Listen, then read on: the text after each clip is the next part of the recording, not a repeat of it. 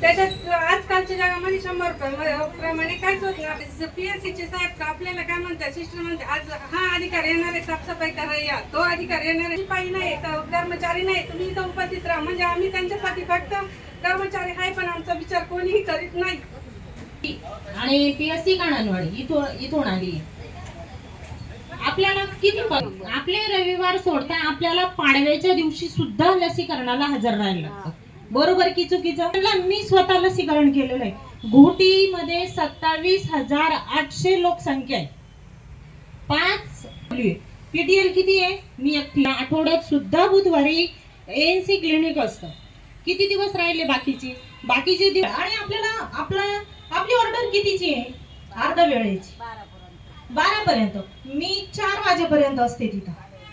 4 वाजेपर्यंत. 4च्या नंतर नाही. अक्षरशः त्यांचं म्हणणं असतं की आम्ही आहे आणि तुम्ही कसं काय नाही. मग तुम्हाला घरी जाऊन तुमचं काम होतं किती? तुम्हाला 9ला हजर राहायला लागतं तिथं.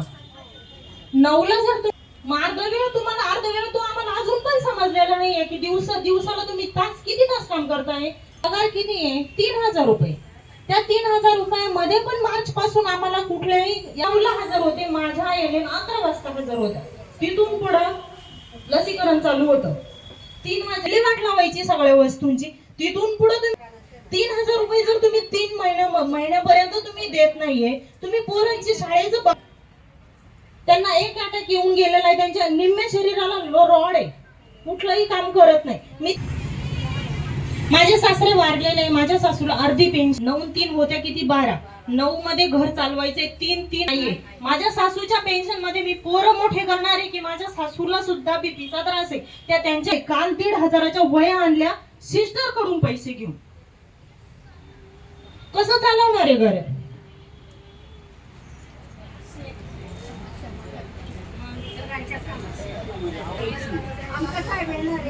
आणि 6,000 केले. 6,000मध्ये पण तुम्ही विचार करा ना. आज माझ्या सासूबाईचं वय आईचं मुलीचं तरी माझ्या सासूबाई आहे.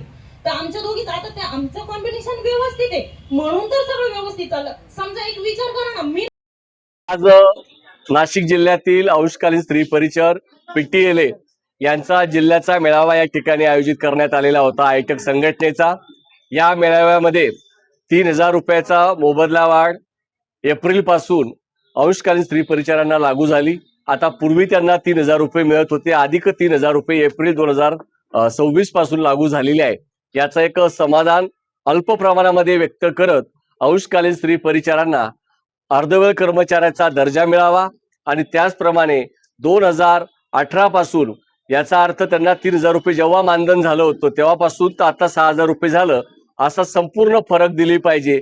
कारण आरोग्य विभागाने 10,000 रुपयाचा प्रस्ताव तयार केलेला असताना सुद्धा फक्त 3,000 रुपयेच मंजूर केलेला आहे. याच्याबद्दल खेद व्यक्त केलेला आहे.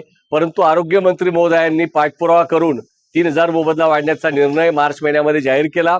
याबद्दल आयटकच्या वतीने त्यांचं मनपूर्वक आभार मानतो आणि त्यांना आम्ही विनंती करतो की येणाऱ्या काळामध्ये अंशकालीन स्त्री परिचारांना अर्धवेळ कर्मचाऱ्याचा दर्जा द्या.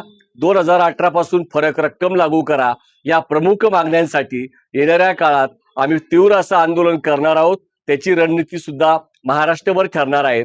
सप्टेंबर महिन्यामध्ये आम्ही जिल्ह्याचं अधिवेशन घेणार आहोत आणि संपूर्ण महाराष्ट्रातील स्त्री परिचारांचं अधिवेशन नाशिकमध्ये ऑक्टोबर महिन्यानंतर करू. त्यासाठी राज्याच्या आरोग्य मंत्र्यांना सुद्धा आम्ही निमंत्रित करणार आहोत.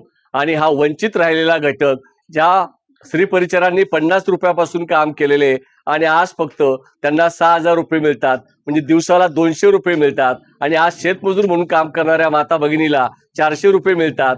इतकी परिस्थिती वाईट आहे आणि म्हणून या 35 वर्ष 30 वर्ष राबणाऱ्या भगिनींना अर्धवेळ कर्मचाऱ्यांचा दर्जा द्यावा आणि फरक रक्कम त्वरित द्यावी असा संकल्प आजच्या आमच्या या मेळाव्यामध्ये करण्यात आलेला आहे.